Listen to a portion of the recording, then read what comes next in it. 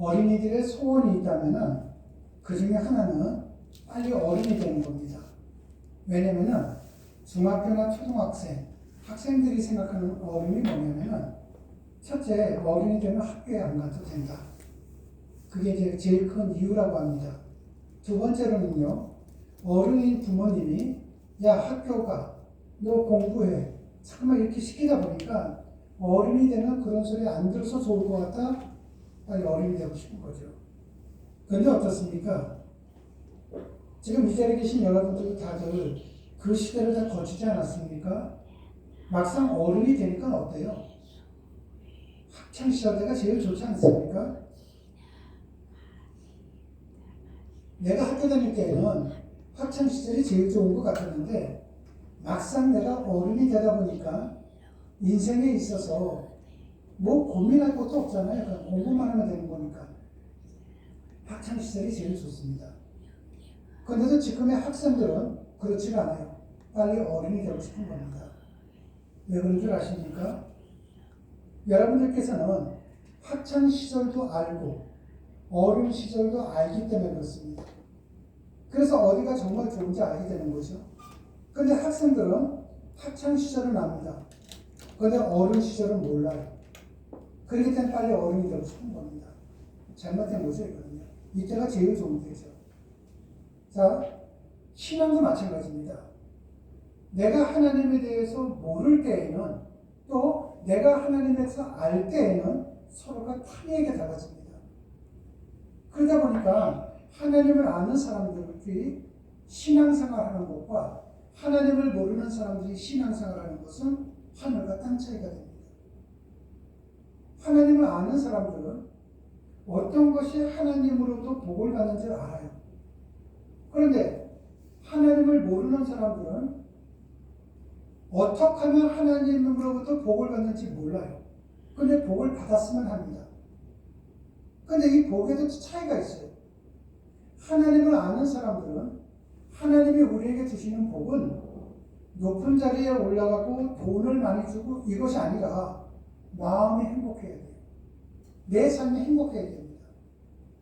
내가 돈이 없어도 내가 나이가 들어도 몸이 약해도 내 삶이 행복하고 내 아이들로 인해서 내가 기쁨을 누린다. 이게 최고의 복이라고 생각을 합니다. 그런데 하나님을 잘 모르는 사람들은 복하면 돈이에요.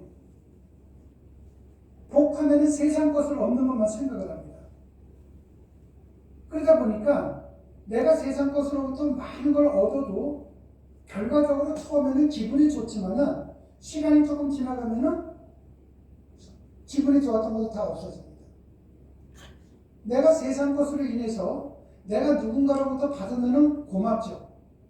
근데 이 고마운 마음이 오래 안 갑니다. 내가 누군가에게 뭔가 힘이 되어졌다고 쳐보십시오. 그 사람이 알아주면 내가 기뻐요. 그런데 안 알아주면 내가 기분 나쁜 거예요.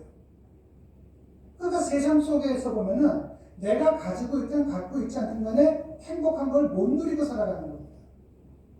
인생은 한 번밖에 없지 않습니까?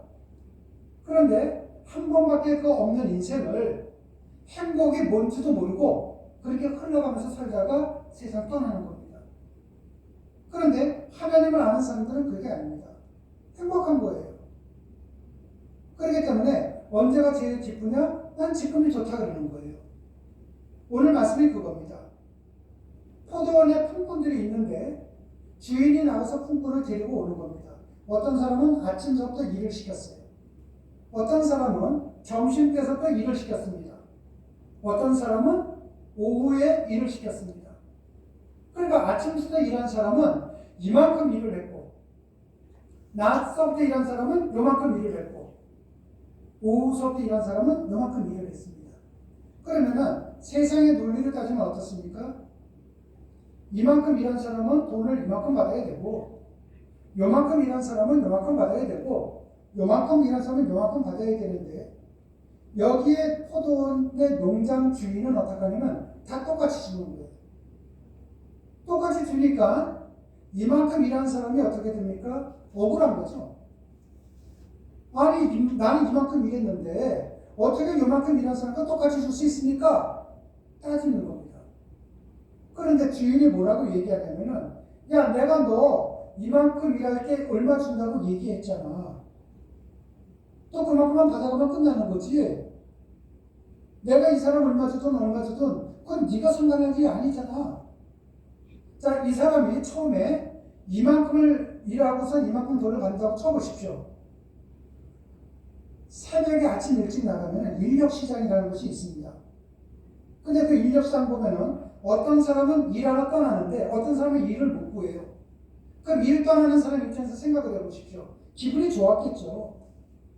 야, 나 오늘 일당 벌 수가 있어. 얼마나 기분이 좋습니까?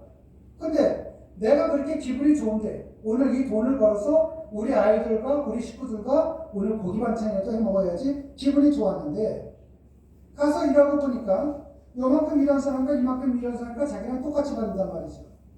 그럼 기분 좋았던 것이 어떻게 됩니까? 기분 나쁘게 되는 거예요. 그러니까 자기 스스로가 행복을 버리는 겁니다.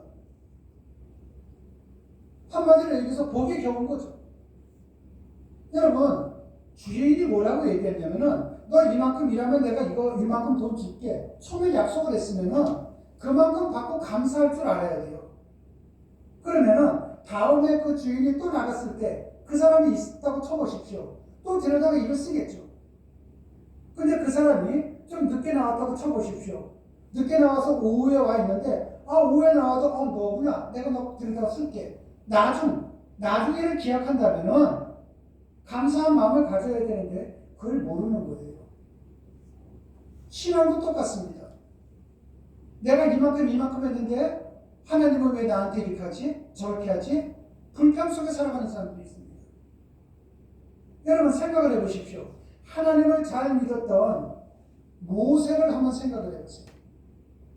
잘 믿었는데 끝에 가서 저 가나안 땅에 들어가는 게 목표입니다. 저 가나안 땅은 오늘날로 얘기하면 천국의 모형이죠. 근데 하나님이 뭐라고 얘기하십니까? 저 가나안 땅 바로 앞에서 야 모세야 너 가서 죽어. 이거예요. 쉽게 얘기하면은 너는 12애들랑 너 죽어. 이런 거예요. 모세의 입장에서 생각한다면 다 왔는데 내가 여기까지 얼마나 고생했는데 하나님 말씀 듣기 위해서 그 말씀에 내가 충성하면서 얼마나 힘들게 왔는데 저기가 가나안 땅인데 너 죽어. 근데 모세가 어떻게 합니까? 순종한 겁니다. 근데 변화산에서 예수님이 제자들과 올라갔을 때 위에 엘리야하고 모세가 내려왔습니다. 그 모세가 어디에 있다는 거예요? 천국에 간 거잖아요. 만약에 거기서 모세가 너무 억울한데요? 나중에 온 백성들은 다들 천국에 들어가는데 편하게 신앙생활 했던 사람들은 다 천국에 들어가는데 나는 하나님의 말씀에 충성하는데 저 가나안 땅도 들어가지 못하고 나보고 죽으라고요? 만약에 그랬더라면 어떻게 됐겠습니까? 모세는 하나님으로부터 천국행을 받지는 못하겠죠. 여러분, 내가 뭐를 얼마큼 했다고 해서 거기에 대한 대가를 바라는 것은 하나님을 믿는 사람들이 갖는 마음이 아니라 이건 세상의 논리라는 거예요. 또 두 번째 여기에 뭐가 나오냐면은 3년 동안 주님의 제자로 찾아다녔는데 거기에서 이 제자들의 부모가 왔습니다. 어머니가. 예수님, 우리 자식을 나중에 예수님께서 높은 자리에 올라가면은 우리 자식을 영의정을 시켜주세요. 자의정을 시켜주세요. 이런 겁니다. 뭐를 뜻하는 겁니까? 예수님한테 충성을 했으니까 거기에 대한 대가를 들어야죠. 이런 거예요. 여러분, 하나님 나라에서는 대가를 요구하는 게 아닙니다. 내 마음속에 조금이라도 대가를 원하는 마음이 있다면 하나님께서는 복을 안 주신다는 거예요.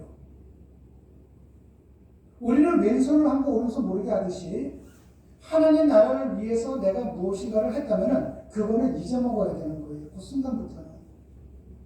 내가 한 것을 가지고서 나 이걸 했는데 왜 나를 안 알아주지? 왜 하나님께서 나한테 이런 거 복을 안 주지? 이런 생각하면 어떻게 됩니까? 내 속만 타는 거예요. 내 속만. 여기 지금 그 제자들의 어머니들이 그랬습니다. 여러분, 오늘날 교회를 보면요, 많은 분들이 속 타면서 신앙생활하는 분들이 많습니다. 내가 교회에 대해서 이만큼 충성을 했는데 내가 이만큼 저걸 했는데 이거에 대한 것을 안 알아줘? 이거에 대해서 굉장히들 이렇게 상처를 받는 분들이 많습니다. 그런데 오늘 읽었던 마지막에 가서 세 번째 이야기가 뭐가 나온 겁니까? 앞을 보지 못하는 그 장면이 있었습니다. 그런데 이 소경 두 사람이 길가에 앉아 있다가 누가 지나간다는 소리를 들었습니까? 예수님이 지나간다는 소리를 들었어요. 그때 어떻게 합니까? 다윗의 자손이요, 우리를 구원하소서. 옆에 사람들이 얘기합니다. 좀 조용히 해. 세상 말 안 들었어요. 다윗의 자손이요, 우리를 구해주소서. 성경을 보면 뭐라고 나왔냐면은 예수님께서는 구세주는, 그리스도는 다윗의 자손에서 나온다는 것을 들었거든요. 그러니까 앞을 보지 못하지만은 이 앞을 보지 못하는 맹인들이 영안의 눈이 또 있었던 거예요. 처음에 나왔던 것처럼 포도원의 품꾼처럼 또는 제자들의 어머니처럼 뭔가 내가 이렇게 했으니까 대가를 바라는 이 세상적인 논리를 따라갔던 것이 아니라 이 맹인들은 하나님의 법칙만을 따라가는 거예요. 나는 하나님의 말씀만 듣겠다는 거예요. 나는 예수님의 음성만을 듣겠다는 거예요. 이 마음을 가지는 건 어떻습니까? 예수님이 멈춰선 거죠. 내가 너희들에게 무엇을 해줄까? 너에게 눈을 뜨게 해주십시오. 앞이 안 보입니다. 그래? 너 믿음대로 될 거야. 눈을 뜨게 해주잖아요. 여러분은 어떠한 소원이 있습니까? 여러분들이 이 세상을 지금 살아가면서 어떠한 바람이 있습니까? 여러분의 소원하면은 대한민국의 남북 통일이 아니잖아요. 1차적인 것은요. 뭔가가 있을 것 아닙니까? 그러면은 여러분의 소원을 들어줄 수 있는 것이 누구입니까? 다윗의 자손이라는 거예요. 예수님이라는 거예요. 내가 이만큼 일했으니까, 내가 이만큼 헌신했으니까 거기에 대한 대가를 바란다면 내 마음이 아프지만 그 모든 것을 잊어먹고 다윗의 자손으로 오신 그리스도 예수, 그 예수에게 내가 집중을 할 때, 그 예수를 내가 부를 때, 그 예수의 말씀 앞에 내가 쓸 때, 말씀대로 살아갈 때에 예수님께서는 우리에게 응답을 주시는 분이시라는 거예요. 아멘. 말씀을 정리하겠습니다. 소원이 있습니까? 그렇다면 예수님을 찾으세요. 그 예수님 앞에 서십시오. 내가 무엇을 했다? 여러분, 내가 무엇을 한 거를 생각하기 전에, 내가 무엇을 하기 이전에 누군가가 나한테 해준 거는 생각을 안 해요. 많은 사람들이요. 내가 준 거는 생각을 하는데 내가 받는 거를 생각을 안 해요. 이러한 아픔 속에 살아가는 것이 아니라 그 다윗의 자손이요, 그 앞을 보지 못했던 맹인이 그 예수님을 불렀던 것처럼 예수님을 부르는 신앙인이 되셔야 된다는 겁니다. 그때에 내 소원이 이루어집니다. 그때에 내 삶 속에 행복이 넘치게 됩니다. 그때에 내가 생각했던 뜻이 이 땅에서 이루어집니다. 그때에 내 삶은 웃음이 넘치는 화평의 주인공이 되는 겁니다. 여러분 모두 다가 예수님을 찾는 자들이 되시기를 주님의 이름으로 축원합니다. 기도하시겠습니다. 사랑해 주님 감사합니다. 우리 안에 잠재되어 있는 욕망의 목소리가 있다면, 세상의 목소리가 있다면, 내 개인의 소리가 있다면 잠재워 주시옵소서. 이제부터는 오직 주님만을 찾는 자가 될 수 있도록 복을 내려 주시옵소서. 주님 고맙습니다. 예수님 이름으로 기도드렸습니다. 아멘.